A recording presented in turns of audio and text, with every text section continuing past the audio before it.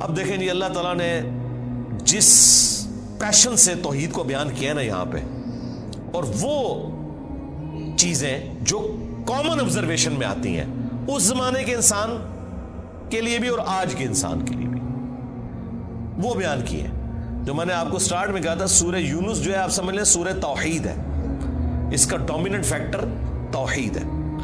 قل من یرزقکم من السماء والارض، اے نبی ان سے پوچھئے بھلا بتاؤ تو کون ہے جو رزق دیتا ہے تمہیں آسمان سے اور زمین سے، آسمان سے پانی برسا کر اور اس کے ذریعے زمین سے کھیتی اگا کر. یہ اس زمانے میں بھی لوگوں کو پتا تھا کہ یہ کوئی بزرگ بابا نہیں بارش برسا سکتا. آج بھی لوگوں کو پتا ہے کوئی نہیں برسا. دیکھیں جب بارش نہیں ہوتی سارے بابے فیل ہو جاتے ہیں، ہاں ڈیم خالی ہو جاتے ہیں، بابے فیل ہو جاتے ہیں. وہ اللہ کی مرضی، بارش دے نہ دے. امن یملک السمع والابصار، بھلا بتاؤ کہ کون ہے مالک ہے جو کان اور آنکھوں کا. اللہ نے کان بھی بنائے، آنکھیں بھی بنائی، کوئی اور مالک ہو ہی نہیں سکتا. اچھا مجھے بتائیں، یہ بزرگ جب ڈورے ہوتے ہیں وہ بھی ڈیوائسز لگواتے ہیں، ہاں ان کی آنکھیں جب کمزور ہوتی ہیں کیا انہوں نے اینکیں نہیں لگائی ہوئی؟ جتنے یہ غوث وقت ہے نا اس وقت سب کی اینکیں لگی ہوئی ہیں. ہاں الیاس قادری صاحب بھی جب انہوں نے کچھ پڑھنا ہوتا ہے نا وہ کہتے ہیں مجدد بھی ہیں اور غوث وقت بھی ہیں اس وقت بریلویوں کے، اینک لگاتے ہیں. کیوں لگاتے ہو اینک؟ تم تو دلوں کے بھی چھپے ہوئے راز جانتے ہو، سامنے چیز آئی ہوئی نہیں پڑھ سکتے. ابھی تو انجینئر صاحب نے اپنا فارمولہ نہیں رکھا میکینیکل انجینئرنگ کا، مشین ڈیزائن کا. تم جو اردو میں لکھی ہوئی باتیں ہیں وہ بھی انگریز کی بنائی ہوئی اینک کے بغیر نہیں پڑھ سکتے. ہمیں تو کل تک کہتے تھے جی اگر انگریز ہوا میں اڑ سکتا ہے تو بابا کیوں نہیں اڑ سکتا؟ انگریز تو اڑ کے دستا ہے جہاز بہ کے، بابا بھی اڑ کے دسے مان لواں گے. تو انگریزوں کی بنائی ہوئی اینکیں لگا کے تم لوگ وہ چیزیں پڑھتے ہو تو ظاہر ہے تم تو مالک نہیں ہو ان آنکھوں کے. آج تک کسی بزرگ نے اپنی آنکھیں کمزور ہونے سے روکی ہیں؟ کوئی شخص اپنے بڑھاپے کو ٹال سکتا ہے؟ کوئی پیغمبر بھی نہیں ٹال سکتا اپنے بڑھاپے کو. بال سفید ہوئے تو ہو گئے، نظر کمزور ہوئی ہے تو ہو گئی ہے. تو یہ چیز ہے. اللہ تعالیٰ فرماتا ہے کہ پوچھ ان سے اے نبی صلی اللہ علیہ وآلہ وسلم کون مالک ہے کان کا اور آنکھوں کا. وَمَن يُخْرِجُ الْحَيَّ مِنَ الْمَيِّتِ، اور کون ہے جو مردے میں سے زندہ کو نکالتا ہے. بظاہر زمین مردہ ہوتی ہے، اس میں سے زندہ کھیتی نکلتی ہے. بظاہر انڈا ہماری کامن آبزرویشن کے اعتبار سے مردہ ہوتا ہے، اس میں سے چوزا نکلتا ہے. ویسے تو وہ مردہ نہیں ہے، لیکن قرآن چونکہ لٹریچر کی زبان میں کامن آبزرویشن پہ بات کر رہا ہے اس اعتبار سے تو وہ بظاہر ہل جل نہیں رہا. ایک بیج اس کے اندر زندگی ہے لیکن بظاہر مردہ ہے، اس میں سے 6 ارب گنا بڑا درخت نکلتا ہے. وَيُخْرِجُ الْمَيِّتَ مِنَ الْحَيِّ،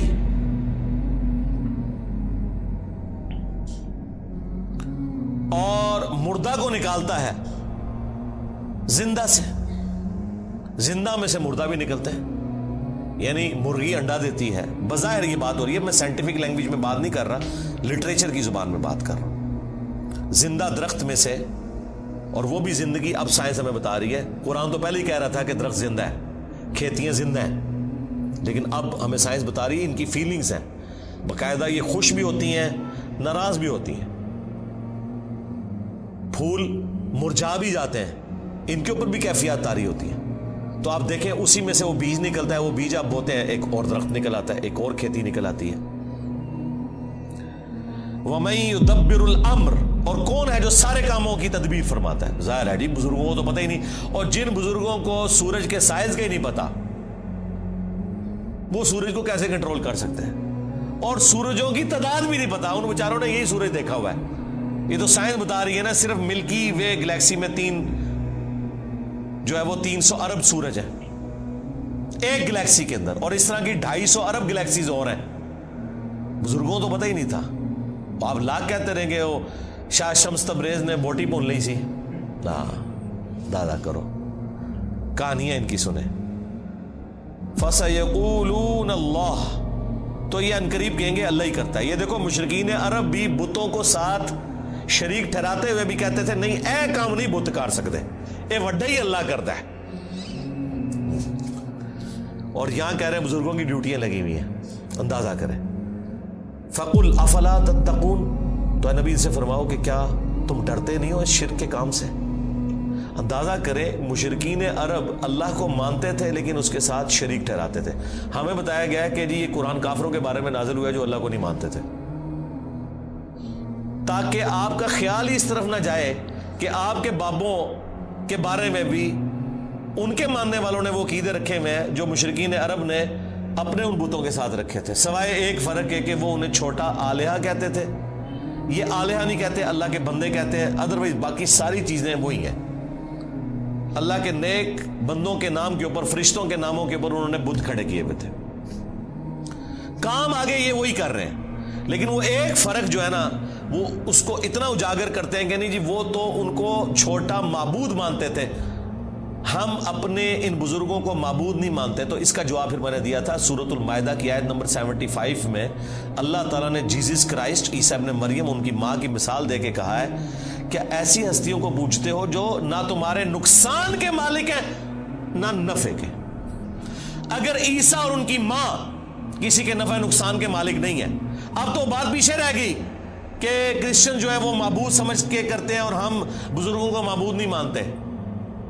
یہ تو بات پیچھے رہ گئی. اللہ نے کہا عیسیٰ ان کی ماں تمہارے نفع نقصان کے مالک ہی نہیں ہے. اگلی گل مک گئی، وہ تو پیچھے رہ گئی، وہ پرانی گلاں ہو گیا، پرانے بابے پرانے بہانے تواڈے نسنے دے. اگلی گل پڑھو، عیسیٰ اور ان کی ماں تمہارے نفع نقصان کے مالک نہیں ہے. اس پہ میں نے کہا تھا کہ اگر عیسیٰ ابن مریم تمہارے نفع نقصان کے مالک نہیں تو تواڈے بابے تے شاہی کوئی نہیں، عیسیٰ کے جیسا ہے ہی کوئی نہیں، عبد القادر جیلانی تے شاہی کوئی نہیں، ہاں مریم کے جیسا ہے ہی کوئی نہیں، رابعہ بصریہ تے شاہی کوئی نہیں. تو وہ آگے نہیں پڑھتے، کہتے ہیں پیچھے پڑھو، وہ عبادت کرتے سن. سرکار مان لیا، آگے پڑھو کہ عبادت کرتے تھے یا نہیں کرتے تھے. اللہ نے کہا ہے نفع نقصان کے مالک نہیں ہے، وہ اللہ ہی ہے. اس کا مطلب یہ ہے کہ جس کو تم نفع نقصان کا مالک سمجھتے ہو گویا تم اسے خدا مانے ہوئے ہو، بھلے تم کہتے رہو کہ ہم اللہ کا بندہ مان رہے ہیں، اللہ نہیں مانتا اس بات کو. اس کے ثبوت میں سورۃ النمل کی آیت نمبر 62 ہے. امن یجیب المضطر اذا دعا ویکشف السوء وَيَجْعَلُكُمْ خُلَفَاءَ الْأَرْضِ أَإِلَٰهٌ مَّعَ اللَّهِ. بھلا بتاؤ تو کون ہے جو مصیبت اور پریشانی میں گھرے ہوئے شخص کی فریاد کو سنتا ہے اور اس سے اس کی تکلیف کو دور کر دیتا ہے اور تمہیں زمین پر اگلوں کا خلیفہ کرتا ہے. أَإِلَٰهٌ مَّعَ اللَّهِ، کیا اللہ کے ساتھ کوئی اور معبود بھی ہے جس کی یہ کوالٹی ہو؟ قَلِيلًا مَّا تَذَكَّرُونَ، بہت ہی کم نصیحت حاصل کرتے ہیں. اس آیت میں سورۃ النمل کی آیت نمبر 62 پارہ نمبر 20 کے پہلے صفحے پہ اللہ تعالیٰ نے واضح کہہ دیا کہ جس کے بارے میں تمہارا یہ عقیدہ ہے نا کہ تمہیں مصیبت اور پریشانی میں تمہاری تکلیف دور کر سکتا ہے، دعا میں تم اسے پکارو گویا تم نے اسے خدا مان لیا. وہ اگلے دن وہ پاپا جانی کہہ رہے تھے کہ ڈسپرین کی گولی اگر مشکل کشا ہے تو شیخ عبد القادر جیلانی نہیں. سرکار ڈسپرین کی گولی جب ہم کھاتے ہیں تو سر درد دور ہوتا ہے. عبد القادر جیلانی نو چٹ کے بھی ویکھ لو تھوڑا سر درد نہیں دور ہونا. ہاں ذہن میں رکھیے گا. اگر کوئی نہیں مانتا میں تھوڑی اور ورسٹ مثال دیتا ہوں. انہی کا جب پیشاب بند ہوا تھا تو آغا خان میں ان کا آپریشن ہوا تھا تو عبد القادر جیلانی کے مزار پہ اٹھا کے لے جاتے نا. ہاں وہ ڈاکٹروں نے ہی آپ کی ہیلپ کرنی ہے جب پیشاب بند ہوتا ہے. ایون عبد القادر جیلانی کا بھی پیشاب بند ہونا وہ بھی ڈاکٹر ہی علاج کرے گا، خود کوئی اپنا علاج نہیں کر سکتا. سیدھی سی بات ہے. تو مثالیں ہی دیتے ہیں ظاہری اسباب، ادویات، یہ اللہ تعالیٰ نے ان کے ساتھ چیزیں جوڑی ہوئی ہیں. تو میں نے ان کو اگلی مثال دی ہے کہ ویل مچھلی 1.5 گھنٹے تک اپنا سانس روک سکتی ہے. لے آؤ سارے بابے 1.5 گھنٹے ایسے سمندر ہی سٹاں گے انہوں نے. ظاہر ہے یہ کہتے ہیں نا کہ بزرگان دین جو ہیں وہ مطلب یہ انگریزوں سے بھی بہتر ہے تو جانوروں سے بھی بہتر ہوں گے، یا منو کہ تواڈے سارے بابے ویل مچھلی تو بدتر نے. اڑنے کا نہیں کہہ رہے، اڑتے نہیں سکتے ہو، چلو ایسا روکاں گے نا جان تے چھوٹے نا. 1.5 گھنٹے ایسے سمندر ہی سٹاں گے ایڈا وڈا وٹا بن کے تاکہ باہر بھی نہ نکل سکن. 1.5 گھنٹے بعد کٹا گے، چلو 5 منٹ پہلے میں کر لاں گا انشاءاللہ. احتیاطاً جیسے زور احتیاطی پڑھ دے رہے نا ہے، میں بھی احتیاطاً 5 منٹ پہلے ایک بار کٹ لواں گا، لیکن کوئی روک کے دسے منو کچھ بھی نہیں ہو سکتا میرے بھائی. یہ سب کے سب جھوٹ ہے جو انہوں نے مشہور کیا. اللہ تعالیٰ فرما رہا ہے نبی ان سے فرماؤ تم پھر بھی ڈرتے نہیں ہو اپنے اس شرکی عقیدے سے. فَذَلِكُمُ اللَّهُ رَبُّكُمُ الْحَقُّ، تو یہ ہے اللہ تمہارا حقیقی رب. جو الحق ہے تمہارا پالنے والا، فماذا بعد الحق الا الضلال، تو بتاؤ حق کے بعد گمراہی کے سوا کیا بچتا ہے؟ یعنی یہ دو ہی آپشن ہو سکتے ہیں، اگر اللہ حق ہے باقی سب باطل ہے، پھر اللہ کے مقابلے پر اگر آ جائے، اس میں ان ہستیوں کا قصور نہیں ہے، ذہن میں رکھیے گا۔ لیکن مثال کے لیے پھر اللہ نے کہا ہے اگر اللہ ارادہ کرے کہ عیسیٰ اس کی ماں اور سب لوگوں کو ہلاک کر دے، اللہ کو کوئی پوچھ نہیں سکتا۔ سورۃ المائدہ آیت نمبر 17۔ اب کوئی اللہ کو یہ سمجھائے گا کہ یا اللہ عیسیٰ کا رگڑا کیوں نکالا نعوذ باللہ ان کی نظر میں؟ نہیں بھئی، جب توحید اسٹیبلش کرنی ہے تو وہ ہمارے استاد مولانا ساق صاحب کہتے تھے اور جدو توحید بیان کریں گے تو نبیوں کی گستاخی آپ ہی ہو جائے گی۔ یہ ہو نہیں سکتا کہ ایسی توحید بیان کریے اور گستاخی نہ ہوئے، کیونکہ گستاخی آپ کہہ رہے ہیں، وہ گستاخی ہے نہیں ہے، نبی نہیں سے گستاخی مانیں گے۔ اللہ تعالیٰ نے سورہ نساء میں فرمایا عیسیٰ ابن مریم کبھی یہ اور محسوس نہیں کریں گے اور نہ کوئی مقرب فرشتہ کہ اسے اللہ کا بندہ کہا جائے۔ اور پھر اللہ نے کنکلوڈ کیا ہے کہ اگر کوئی فرشتہ یا کوئی پیغمبر اس چیز سے شرمندگی محسوس کرے کہ وہ بندہ ہے ہمارا، ہم قیامت کا دن بلا لیں گے، پھینکیں گے جہنم کے اندر سمجھانے کے لیے۔ اللہ تعالیٰ تو بالکل نہ اس کا کوئی پیغمبر رشتہ دار ہے نہ کوئی فرشتہ رشتہ دار ہے، سب کے سب اس کے بندے ہیں۔ ہاں، اللہ اکبر۔ فَأَنَّا تُصْرَفُونَ، تو پھر کہاں رخ موڑ کے پھرے جا رہے ہو؟ كَذَلِكَ حَقَّتْ كَلِمَةُ رَبِّكَ عَلَى الَّذِينَ فَسَقُوا أَنَّهُمْ لَا يُؤْمِنُونَ، بالکل اس طریقے سے ثابت ہو چکی ہے تمہارے رب کی بات ان لوگوں کے اوپر جو سرکشی کے اوپر اترے ہوئے ہیں کہ وہ کبھی بھی ایمان نہیں لے کر آئیں گے۔ یعنی اللہ نے ان پہ مہر لگائی ہے بسبب اس کے کہ حق سامنے آنے کے باوجود انہوں نے حق ماننے سے انکار کیا۔ اللہم من احییتہ منا فاحیہ علی الاسلام ومن توفیتہ منا فتوفہ علی الایمان۔